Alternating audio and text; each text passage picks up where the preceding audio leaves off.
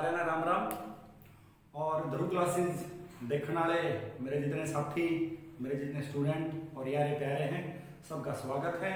जैसा कि आप देखने लग रहे हो कि आज सर पे इज्जत बांध रखी है, अर्थात खंडवा बांध रखे है।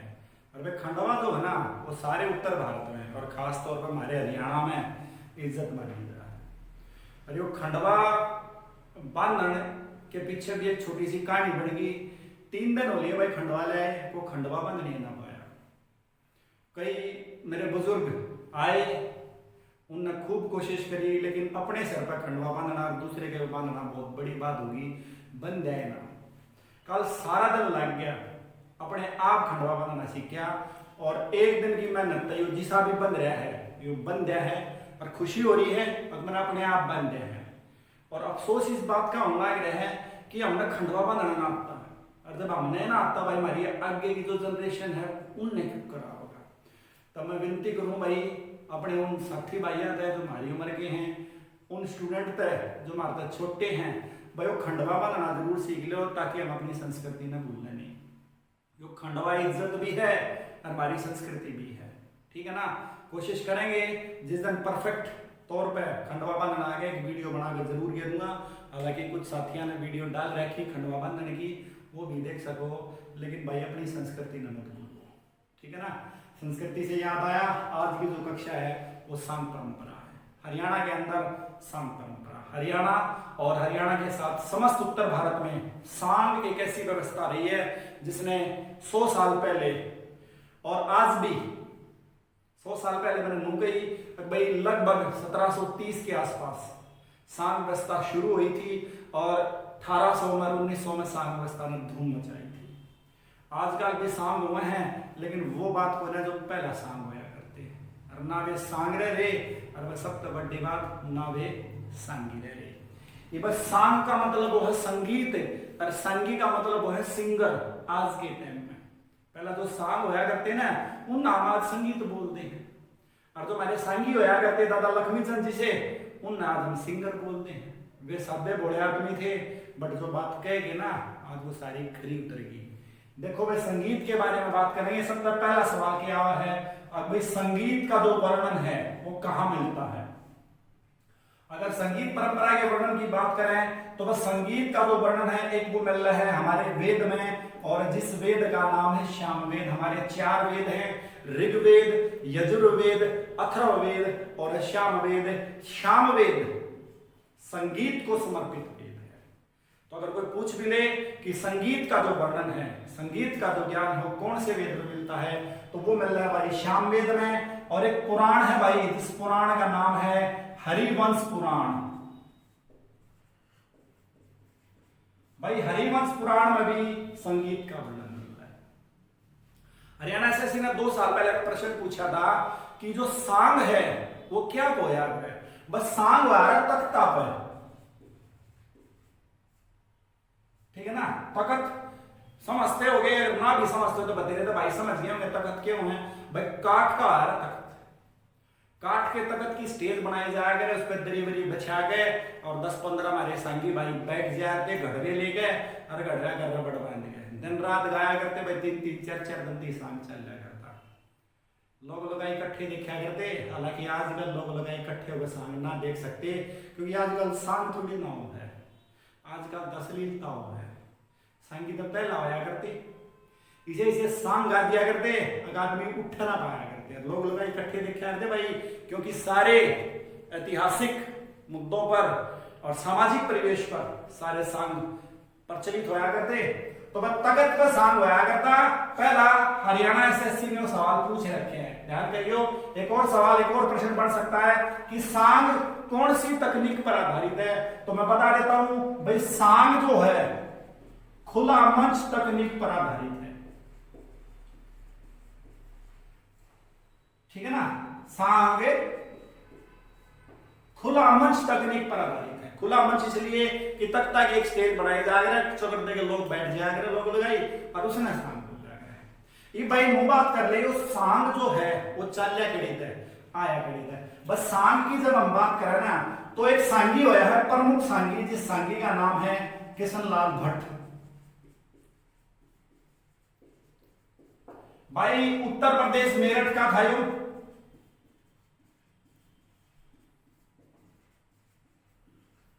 ठीक है ना। किशनलाल जो भट्ट है वो उत्तर प्रदेश मेरठ से संबंधित रहा है। और भाई 1730 में सांग परंपरा को चलाया।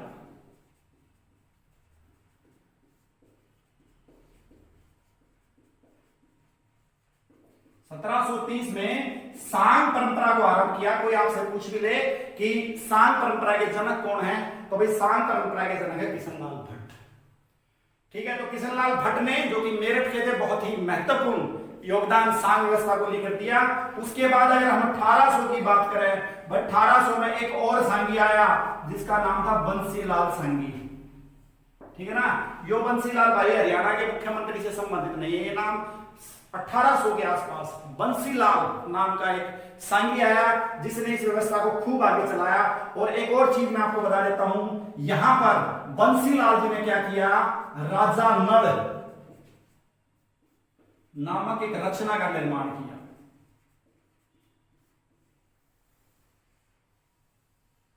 इस चीज को आप ध्यान करेंगे। एक तो राजा नल रचना थी भाई, एक राजा नल सांग था भाई, और एक सांग था नल दमयंती जिसका संबंध अपने दादा लक्ष्मी चंद जी से है। तो ये दो तीन ऐसे मिलते जुलते नाम हैं। तो राजा नल नामक एक रचना थी जो बंसीलाल ने रची थी। उसके बाद आगे एक और व्यक्ति आया जिस व्यक्ति का नाम था भाई अली बख्श। अली बख्श ने एक सांग रचा जिस सांग का नाम था भाई चंद्रावड़। क्या नाम था भाई? चंद्रावड़। और यह वह चंद्रावड़ है भाई जो हरियाणा की पहली सुपर डुपर हिट फिल्म बनी है। तो विशेष तौर पर आप ध्यान करेंगे इसी चंद्रावड़ सांग पर हरियाणा की जो पहली सुपर डुपर हिट चंद्रावड़ थी वह बनी थी। और पहली हरियाणा की प्रमुख, हालांकि हरियाणा की पहली जो फिल्म वह धरती मानी जा है, इसके बारे में बाद में बात करेंगे फिल्मी वाली वीडियो जब हम बनाओगे। तो चंद्रावड़ सांग पे चंद्रावड़ फिल्म बनी थी जो हरियाणा की पहली सुपर डुपर फिल्म थी। हालांकि हरियाणा की पहली सफल फिल्म बहू रानी थी और हरियाणा की पहली राष्ट्रीय पुरस्कार विजेता फिल्म लाडो थी। बाकी बात फिल्म के ऊपर आगे करेंगे। अली बख्श ने काफी महत्वपूर्ण योगदान दिया। और अली बख्श के बारे में एक और चीज बता देता हूं, चंद्रावड़ के साथ साथ अली बख्श ने राजा नल सांग की रचना की।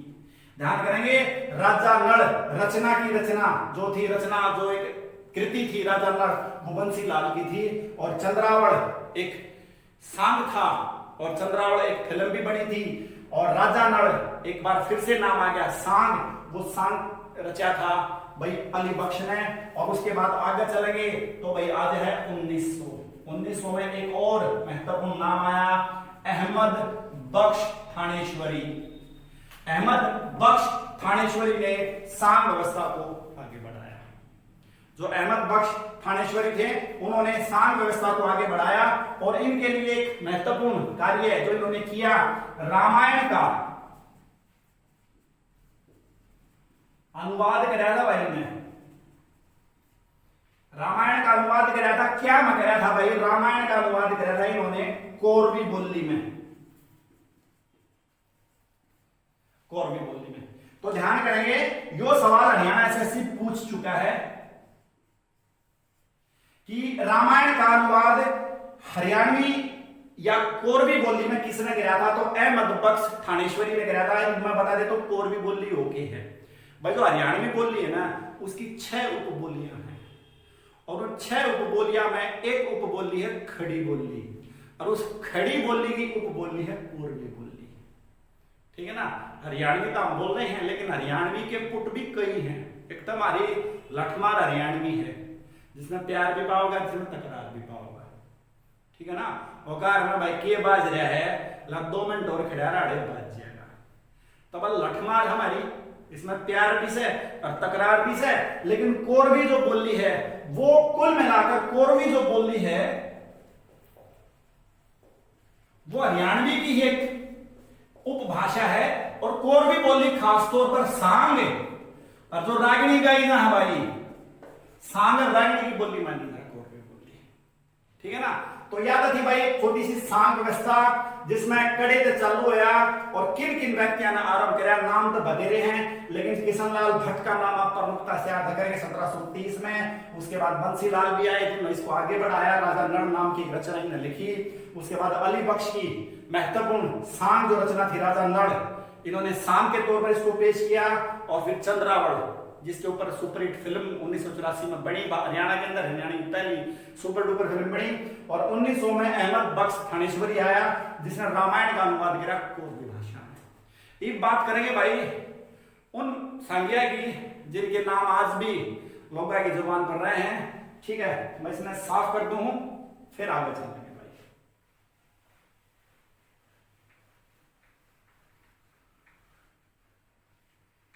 भाई कुछ प्रमुख कवि हैं उनके बारे में बात कर लेंगे। सबसे पहला जो प्रमुख सांगी है उसकी बात आती है तो हम उसका नाम लेंगे भाई दीपचंद ब्राह्मण। दीपचंद ब्राह्मण का जो जन्म है ना भाई 1884 में आया था। और जगह कौन सी भाई? शेरी खांडा।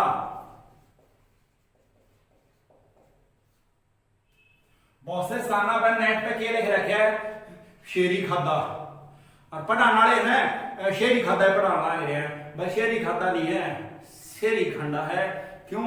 खरखुद्दे का संबंधित हूं। जिला हमारा सोनीपत से और सोनीपत की बता दें सांगिया की जन्मस्थली मानी जाए सोनीपत है। हम उससे जन्मस्थली संबंधित है जो सांगिया की जन्मस्थली मानी जाए है। प्रमुख सांगी, हालांकि सारे सांगी प्रमुख हुए हैं लेकिन जो ऐतिहासिक सांगी हुए हैं दादा लक्ष्मी चंद और हमारे जाट कवि शहीद कवि मेर सिंह, ये सारे सोनीपत से संबंधित थे। और दीपचंद ब्राह्मण हरियाणा का शेक्सपियर, हरियाणा का कालिदास, यो भी सोनीपत जिले से संबंधित है। और जगह का नाम है शेरी खंडा। खरखोदे से 4-5 किलोमीटर की दूरी पर है शेरी खंडा। तो शेरी खंडा में पैदा हुए थे। हरियाणा एसएससी ने पूछ लिया था कि दीपचंद ब्राह्मण कित पैदा हुआ था। ठीक है ना। और दीपचंद ब्राह्मण के बारे में बता दो भाई, इनको हरियाणा का कालिदास और हरियाणा का शेक्सपियर बोला गया है। हरियाणा का एक कालिदास भाई और हरियाणा का शेक्सपियर। और हरियाणा एसएससी ने ये प्रश्न भी पूछ रखे हैं। तो दीपचंद ब्राह्मण प्रमुख सांगी महान व्यक्तित्व हरियाणा जिला सोनीपत से हुए हैं। अब हम आगे एक और महान गुरु, महान व्यक्ति गुरु मान सिंह का वर्णन करते हैं। अगर गुरु मान सिंह की बात करी जा तो गुरु मान सिंह 1925 में पैदा हुए थे। ठीक है ना। एक रागनी छड़ी होगी ना, और मेरा काम से सिरसा जाटी रहे, मैं चेला मान सिंह ब्राह्मण का। महान कवि दादा लक्ष्मीचंद की यह कविता है। दादा लक्ष्मीचंद की रागनी है और दादा लक्ष्मीचंद के जो गुरु हैं वो कवि पंडित मान सिंह हुए। 1925 गांव करौंदा भाई, गांव करौंदा है पंजाब में। जन्म स्थली यह है और बाद में कर्म स्थली के बनाई। गांव बसोद्दी में आगे बस गए और बसोद्दी गांव सोनीपत जिले में है भाई। और मान्य हो गया है अब भाई पंडित मान सिंह जन्म से अंधे थे। लेकिन उसके बाद भी एक जगह जिक्र मिलता है कि 1942 में जो भारत छोड़ो आंदोलन हुआ था, उस भारत छोड़ो आंदोलन में इन्होंने महत्वपूर्ण योगदान जो है वो दिया था। और एक कविता, एक रचना इन्हें लिखी थी। अभी 35, 36, 37, 38 जिगर क्षणों 39 का आख्या दिख्या हाल बता दूं 1940 का। यानी कि 1940 में यह रूपरेखा तैयार हो गई थी और 1942 8 अगस्त 1942 को जो भारत छोड़ो जो आंदोलन उसका जो आरंभ हुआ उसमें इन्होंने योगदान दिया। हालांकि काफी स्थानों पर यह बोला गया है कि ये जन्म से अंधे थे। ठीक है ना। लेकिन फिर भी इनकी जो एक महान रचना है भारत छोड़ो आंदोलन के ऊपर इन्होंने लिख रखी है। ठीक, तो कवि मान सिंह, गांव करौंदा, कर्मस्थली बसोद्दी गांव सोनीपत। अब आगे चलेंगे और अगले कविया के बारे में, सांगिया के बारे में बात करेंगे।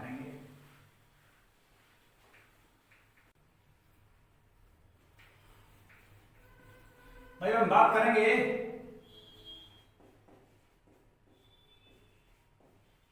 दादा लक्ष्मीचंद की। ठीक है। हरियाणा के जो महान कवि हैं वो दादा लक्ष्मीचंद हुए हैं। और दादा लक्ष्मीचंद जो है मशहूर प्रमुख सांगी हैं हरियाणा के, और आज भी उनके द्वारा जो कही गई बात है वो सारी कहीं ना कहीं सही साबित होना गई। ठीक है ना। तो दादा लक्ष्मीचंद की अगर हम बात करें तो भाई इनका जो जन्म है वो कई स्थानों पर माना गया है 1901। ठीक है ना भाई। और कई स्थानों पर माना गया है 1903, लेकिन हरियाणा एसएससी ने कौन सा माना है 1903 माना है भाई, 1901 नहीं माना है। और इनकी जो मृत्यु है वो हुई थी 1945। ठीक है ना। तो हरियाणा एसएससी ने 1903 मान रखा है, वैसे विकिपीडिया पर कई जगह 1901 आता है, तो उसको ध्यान में रखेंगे। अब इनके जन्म की बात कर लें तो उदमीराम के घर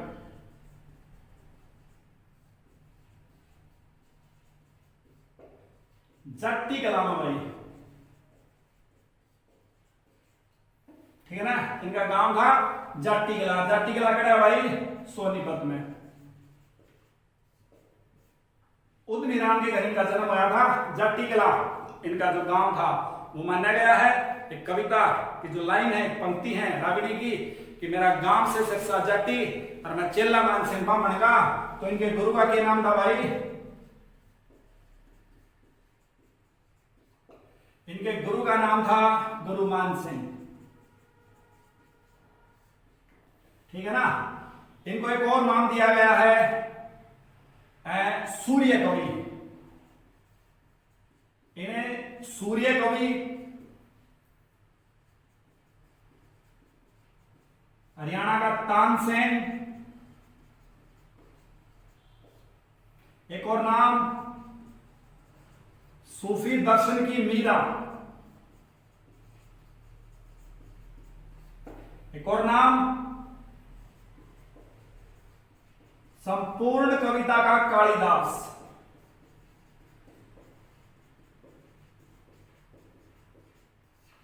हरियाणा का जो कालिदास है वो दीपचंद मेमन को बोला जाता है, लेकिन बात करते हैं जब संपूर्ण कविता के कालिदास की तो दादा लक्ष्मीचंद को बोला जाता है, क्योंकि भाई कविता या रागनी केला गेल बना दिया करता है। बाकी तो सांग चल रहा था और दूर झांकी में बैठी को सुंदर सी छोरी सांग देखने ना गई, दादा लक्ष्मीचंद की नजर पड़ जाए। दादा लक्ष्मीचंद देखते रुक जाए, और जब दूसरे बैठे सांगी पूछे हैं दादा क्या होया, बोला कुछ नहीं होया, सांग खत्म। सांग खत्म ले हवा सांगी बाड़ा नहीं, सांगी बुढ़ा झाकी को होगा। और तुरंत कविता गढ़ दी, अब तेरी झाकी के मैं गोला मारूं, बांध गोपिया सन का एक निशाना चुपन दूना, मैं छलिया बड़पन का। तो इसलिए इनको संपूर्ण कविता का जो कालिदास है वो बोला जाता है। दादा लक्ष्मीचंद सांग परंपरा में प्रमुख रहे हैं। बोला भी गया है कि कहते दादा लक्ष्मीचंद सांग सुना के सारी रात जगाया करता। कदे मांगे राम तू राजा की राज दुलारी गाया करता। कदे धनपत सिंह लिल्लो चमन मिठी बोली में सुनाया करता।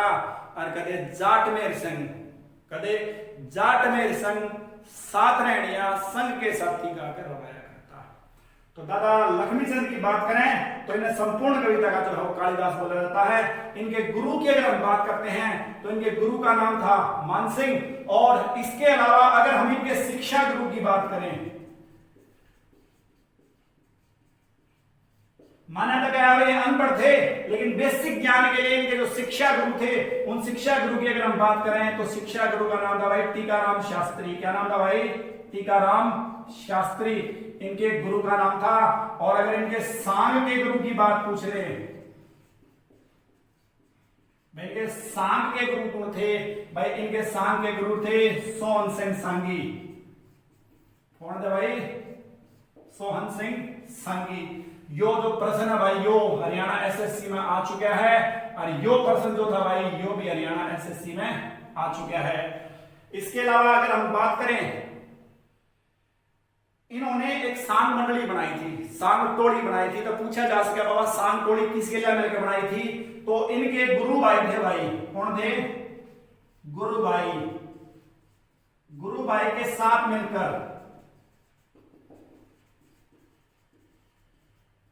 सांग मंडली बनाई थी भाई।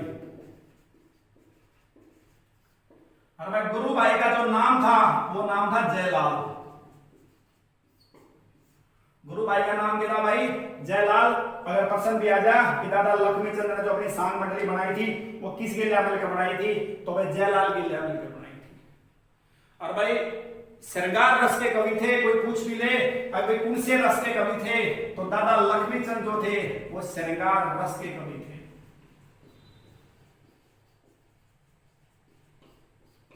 ठीक है ना। इसके अलावा भी हाल ही में एक और प्रश्न बनने लग रहा है, अटेरना भाई, अटेरना जला सोनीपत,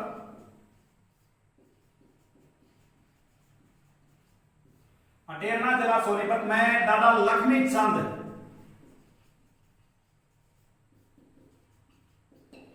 यूनिवर्सिटी अभी हाल ही में निर्मित होगी। दादा लक्ष्मीचंद यूनिवर्सिटी अटेरना गांव सोनीपत के अंदर जो है वो निर्मित की जाएगी। तो ये थे भाई हमारे दादा लक्ष्मीचंद। कुछ इसमें रह गया हो दादा लक्ष्मीचंद का तो भाई वो बता दियो। इसके बाद अब चलेंगे और एक और मशहूर सांगी का वर्णन करेंगे।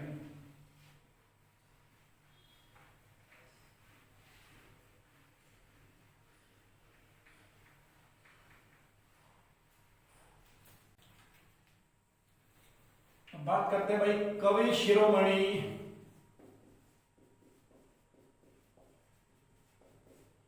मांगेराम की। भाई मांगेराम का जो जन्म है वो 1906 सिसाना में हुआ। ठीक है ना। जो जन्म है वो 1906 सिसाना में हुआ था और भाई इनकी मृत्यु 1967 में हुई थी। ठीक है ना। मांगेराम पणची गांव में रहने लग गया था। मांगेराम के जो नाना थे पणची में, इनके नाना का को छोरा ना था तो मांगेराम ने गोद लिया था इनके नाना ने। तो भाई सिसाना के साथ साथ अगर इनका कर्म यानी कि जो कर्म भूमि है अगर वो मानी जा तो पणची इनकी कर्म भूमि मानी जाएगी। भाई पणची में नू लिख लो चाहे पणची में नू लिख लो। ठीक है ना। इनकी कर्म भूमि क्या मानी जाएगी? पणची मानी जाएगी। और इनको प्रमुखता से एक नाम दिया गया है कवि शिरोमणि। ठीक है ना। इनके अगर गुरु की बात करें, इनके गुरु का जो नाम था वो इससे पहले जो मैंने आपको बताया दादा लक्ष्मीचंद जो है मांगेराम के गुरु हुए हैं। और मांगेराम के अंतिम शिष्य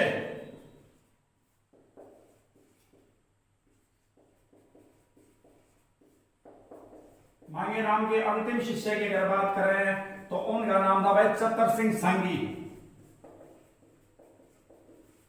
मांगेराम जो थे उनके अंतिम गुरु की अगर हम बात करें, अंतिम शिष्य की अगर हम बात करें तो चतर सिंह सांगी मांगेराम के अंतिम शिष्य हुए। ठीक है ना। इनने एक महान सांग लिखा था शिवजी का ब्याह और बहुत प्रमुख रागनी इसमें हुई थी। रागनी तो थी भी तू राजा की राज दुलारी मैं सिर्फ लंगोटे आड़ा हूं, बांग रगड़ के पिया करूं मैं कुंडी सोटे आड़ा हूं, मांगे राम बोझ लग जाएगी मैं जबर बरोटे आड़ा। तो आज का जो शिवजी का ब्याह है इसके ऊपर बमलहरी गणा लगा रखी है शिवजी के ऊपर। ज्यादातर जो बमलहरी में अल्फाज हैं शब्द हैं वो शिवजी के ब्याह में जो दादा लक्ष्मीचंद ने अपने जमाने में गाए थे, तू राजा की राज दुलारी मैं सिर्फ लंगोटे आड़ा हूं, वो मांगेराम के ही बोल हुआ करते थे। अब मांगेराम की बात करें तो इनके बारे में अगर बात करें तो शिवजी का ब्याह गोपीचंद कृष्ण सुदामा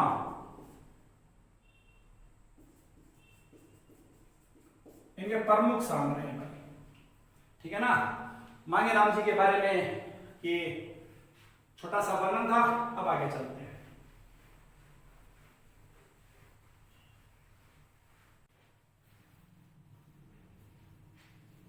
एक बात करें भाई शहीद कवि जाटमेर सिंह की। ठीक है।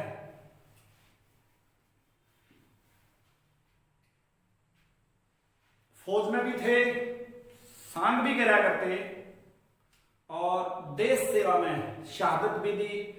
ब्रिटिश आर्मी में भी शामिल हुए और इसके बाद नेताजी सुभाष चंद्र बोस से प्रभावित होकर आजाद हिंद फौज में भी ये शामिल हुए और आजाद हिंद फौज में शामिल होने के बाद अपने प्राणों की आहुति देश हित के लिए इन्होंने दे दी, इसलिए हम इनको शहीद कवि भी बोलते हैं। तो देखिए, शहीद कवि जाट मेहर सिंह के बारे में बात करते हैं। अगर इनके जन्म की बात करें भाई तो 15 फरवरी 1916, गांव बरोड़ा भाई, जिला सोनीपत, ठीक है। और पिता का नाम नंदराम,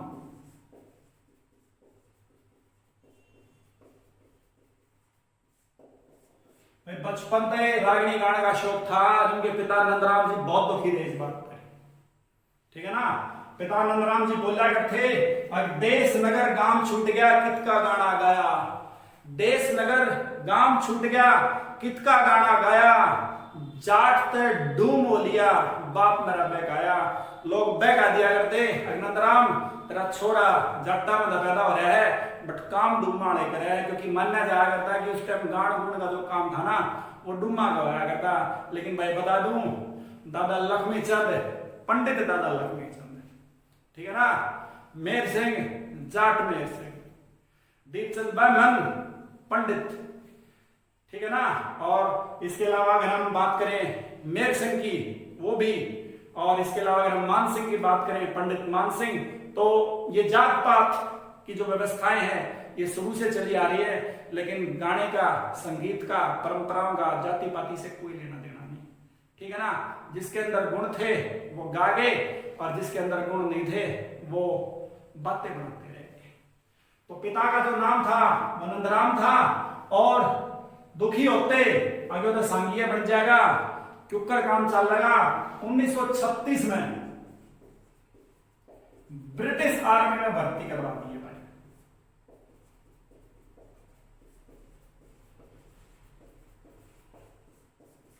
ब्रिटिश फौज में इनको भर्ती करा दिया गया। इसके बाद 1941 में ये आजाद हिंद फौज में चले गए,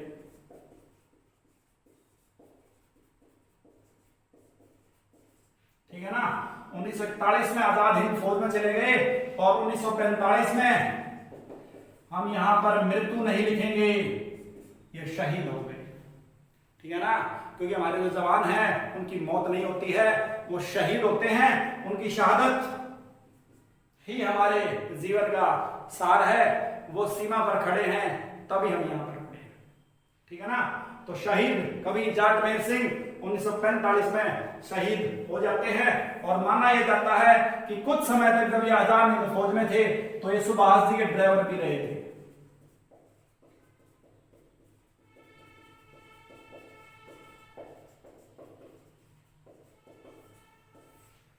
कुछ समय तक इन्होंने सुभाष चंद्र बोस के ड्राइवर के तौर पर काम किया था। लेकिन यहां पर मैं आपको विशेष तौर पर बता देता हूं, निजामुद्दीन इलियास,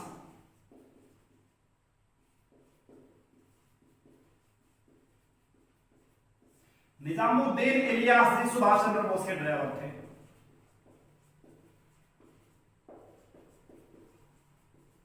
ठीक है। 2017 में उनकी मृत्यु हुई है निजामुद्दीन इलियास की, और माना गया है कि वो 117 साल के होकर इस दुनिया से गए हैं। निजामुद्दीन इलियास सुभाष चंद्र बोस के ड्राइवर थे, ठीक है ना। 2017 में वो इस दुनिया से चले गए। 117 साल की उनकी आयु थे जब इस दुनिया से गए, और 1943 से लेकर 1945 तक वो सुभाष चंद्र बोस जी के ड्राइवर रहे थे। अभी हाल ही में उन्होंने सुभाष चंद्र बोस जी के बारे में बहुत सी ऐसी जानकारियां दी थी जिनको कहीं नहीं बताया गया था। तो ये महान व्यक्ति निजामुद्दीन इलियास सुभाष चंद्र बोस जी के ड्राइवर भी रहे थे।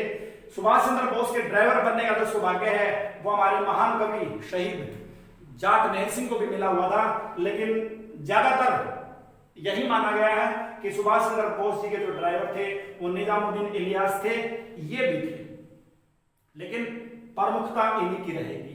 कुछ समय तक इन्होंने सुभाष चंद्र बोस के ड्राइवर के तौर पर भी भूमिका निभाई थी, और फिर 1945 में ये देश के काम आए।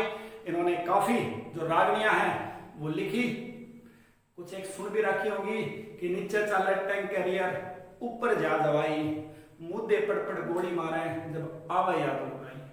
ठीक है ना। एक और इनकी प्रमुख कहानी है कि साथ रहनिया संग के साथी, दया मेरे पे फेर दियो, देश की खातिर जान लुटा दी, लिख चिट्ठी में गिर दियो। ठीक है ना। तो इन्होंने महत्वपूर्ण जो सॉन्ग है वो गाए हैं, वो बनाए हैं सुभाष चंद्र के ऊपर। इन्होंने एक रचना, मशहूर रचना लिखी थी जिसके अंदर सुभाष चंद्र बोस जी के बारे में काफी जो कविताएं हैं वो लिखी गई हैं। इसके अलावा सरवर नीर, ठीक है ना, और ज्यादातर जो रागनियां हैं इन्होंने सुभाष चंद्र बोस जी के साथ फौज में रहकर, चाहे वो ब्रिटिश फौज थी चाहे वो आजादी हिंद फौज थी, उस समय संदर्भ में इन्होंने गाई है। तो शहीद कवि जाट मेहर सिंह।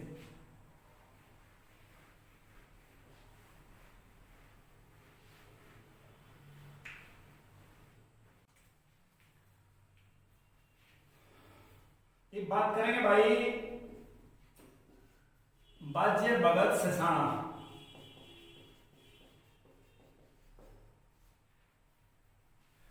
एक रागनी सुनी भी होगी कि भी बाजे भगत सिसाना एक रागनी गाजा, छंद कोई आज का ताजा। तो बाजे भगत सिसाने का जो जन्म है भाई गांव नाम में है, ठीक है ना, गांव सिसाना,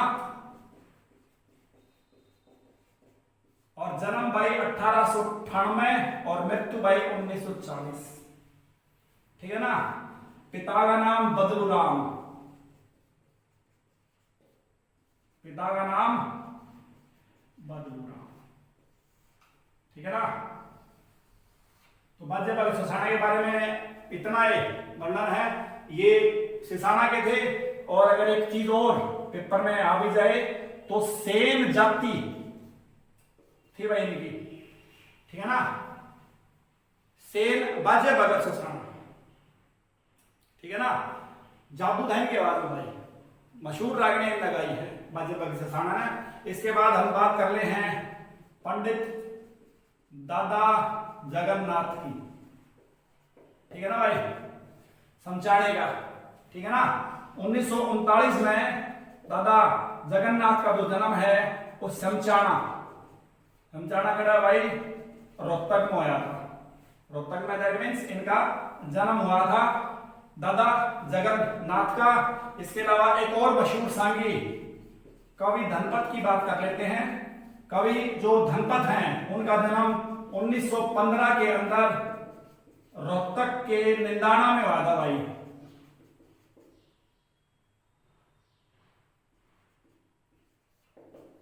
रोहतक के निंदाना में 1915 में इनका जन्म हुआ था। ये वो निंदाना खास है हमारे मुख्यमंत्री मनोहर लाल खट्टर वाला, ठीक है ना। तो 1915 रोहतक के निंदाना में इनको अंग्रेजों ने राय बहादुर की उपाधि दी थी भाई।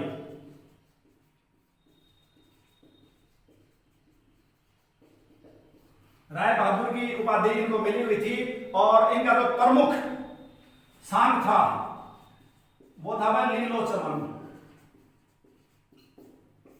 ठीक है ना।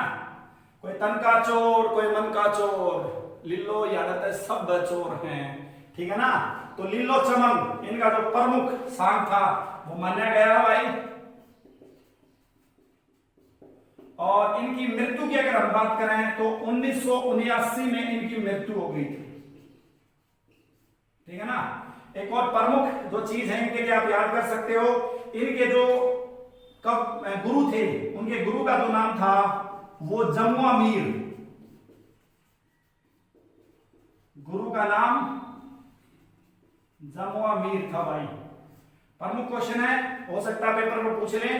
तो बाजे भगत सिसाना भाई गांव सिसाना 1898 1940, पिता का नाम बदलूराम, सेन जाति से संबंधित थे। दादा पंडित जगन्नाथ 1939 समचाना रोहतक में इनका जन्म हुआ। इन्होंने भी बेहतरीन जो रानियां गाई। और कवि धनपत सिंह 1915 रोहतक के निंदाना में इनका जन्म हुआ। राय बहादुर की उपाधि इसको मिली हुई थी। किसके द्वारा मिली थी भाई? अंग्रेजों के द्वारा राय बहादुर की उपाधि इनको मिली हुई थी। लीलो चमन इनका प्रमुख सांग था। इन्होंने 1979 में इस दुनिया को अलविदा कह दिया था और जमुआ मीर इनके जो प्रमुख गुरु थे वो माने गए हैं। इसके अलावा एक और जो नाम है वो आप यहां पर ले सकते हो और वो नाम है रामकिशन व्यास का।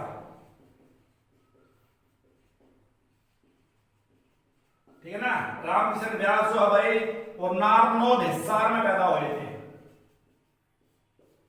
रामकिशन व्यास नारनौद हिसार में पैदा हुए थे। ये भी जो प्रमुख सांगी हैं वो हुए हैं। इनके गुरु का नाम आप याद कर सकते हो, पेपर में आ सकता है। इनके गुरु का नाम माईराम था। ठीक है ना, इनके गुरु का नाम माईराम था। भाई महत्वपूर्ण जो बातें थी वो आपके सामने रख दी गई हैं।